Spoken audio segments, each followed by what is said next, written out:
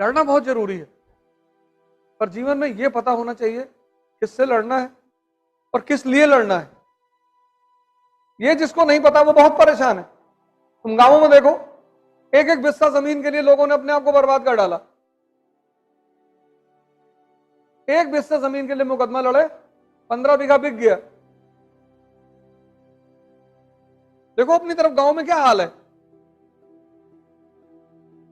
लड़ना है लाइफ में, ये लड़ाई ही तो चल रही तुम्हारी आईएएस की तैयारी, लड़ाई ही है ये। लड़ाई सही है, सही लड़ रहे हो। घर में अंबेडकर की फोटो लगा लो, गांधी की लगा लो, भगत सिंह लगा लो। जब निराश हो तो एक बार इन लोगों को देख लिया करो, दो ऊर्जा से भर जाओगे एकदम से। विवेकानंद की लगा लो। इसीलिए तो हिंदू मूर्ति पूजा करते थे, मूर्ति से कुछ मांगते नहीं थे, उससे ऊर्जा मिलती थी। जब मूर्ति की तरफ देखते थे तो राम के बारे में सोचते थे कि 14 साल जंगल में रहे। तो जब दूसरे की बुराई, जब दूसरे की संघर्ष सुनते हो तो अपना छोटा लगने लगता है। जैसे तुम एक सब्जेक्ट में फेल हो गए और तुम्हारा दोस्त 2 सब्जेक्ट में फेल हो गया, तो तुम्हारा दुख कम हो गया। तुम घर आके ये नहीं कहोगे मैं फेल हुआ, तुम कहोगे पिंटू 2 सब्जेक्ट में फेल हो गए। और मम्मी पूछेगी तुम, बोले हम तो एक ही में हुए।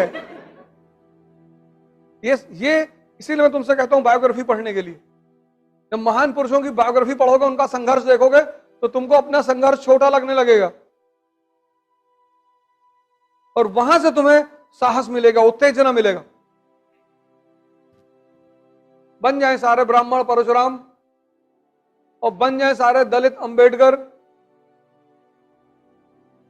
अब तो ज्यादा सुविधा है। अंबेडकर के समय तो चुनौती कितनी थी, अब तो ज्यादा सुविधा है। पढ़ाई की सुविधा, फीस की सुविधा, हर चीज की तो सुविधा है।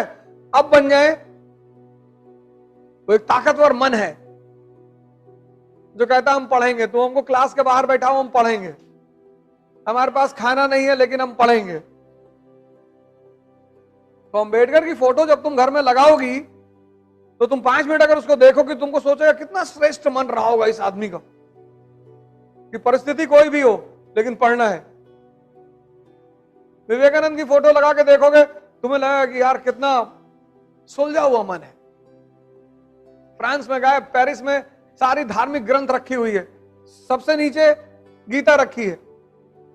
एक पादरी ने मजा लिया, अब बाबा जी गीता की हालत देख रहे हो, सबसे नीचे रखी है। बोले देख तो रहे, हटा दो तो बाकी भरभरा के गिर जाए। मैं कहा भरभरा मतलब समझ तो गया वो कि कहां मार रहा है ये। इसको बोलते हैं सुलझा हुआ दिमाग। फोटोओं की पूजा नहीं करनी, उनसे ऊर्जा लेनी है। फोटो से पूजा नहीं करनी, उनसे ऊर्जा लेनी है। भगत सिंह की लगा लो। यार जवानी में इतना बड़ा उद्देश्य, 24 साल का आदमी का उद्देश्य देखो। तुम कह रहे हो अभी तो हमारी उम्र 24 साल है, अभी हमारे बड़े भैया की शादी नहीं हुई है। तुम यार अजीब अजीब रायता फैलाए हो जीवन में। ऐसी ऐसी बात कहते तो हमसे आके हम दुखी हो जाते कि अब क्या कहें तुमसे। भगत सिंह के फोटो लगाओगे और देखोगे 5 मिनट तो लगा कि यार उद्देश्य महान होना चाहिए। उनकी मां ने कहा शादी कर लो, बोले कर लिए मौत से। अरे बोले इतना खतरनाक दुल्हन, जवानी ही तो है। इसलिए हिंदू मूर्ति पूजा करते थे ऊर्जा लेने के लिए।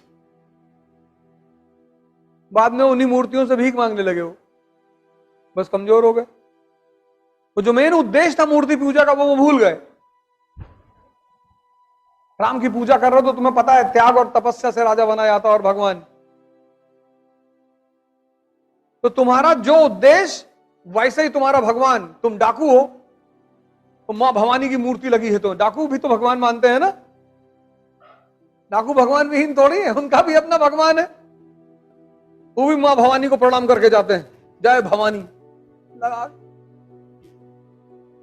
इसलिए मूर्ति पूजा शुरू हुई थी कि हर वर्ग के पास अपना देवता होगा, उससे ऊर्जा लेने के लिए, उससे भीख मांगने के लिए नहीं।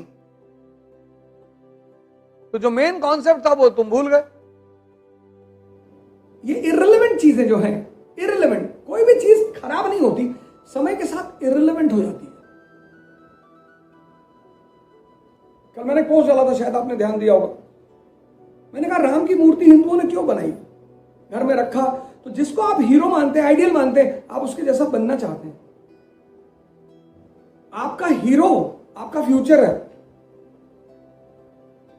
तो आपने शिव भगवान की मूर्ति सामने रखी, राम की रखी, कृष्ण की रखी, तो आपके वो हीरो है, आइडियल है। आपने उनकी तो पूजा कर ली और सलमान खान से आप प्रभावित हैं, तो आप खत्म हैं।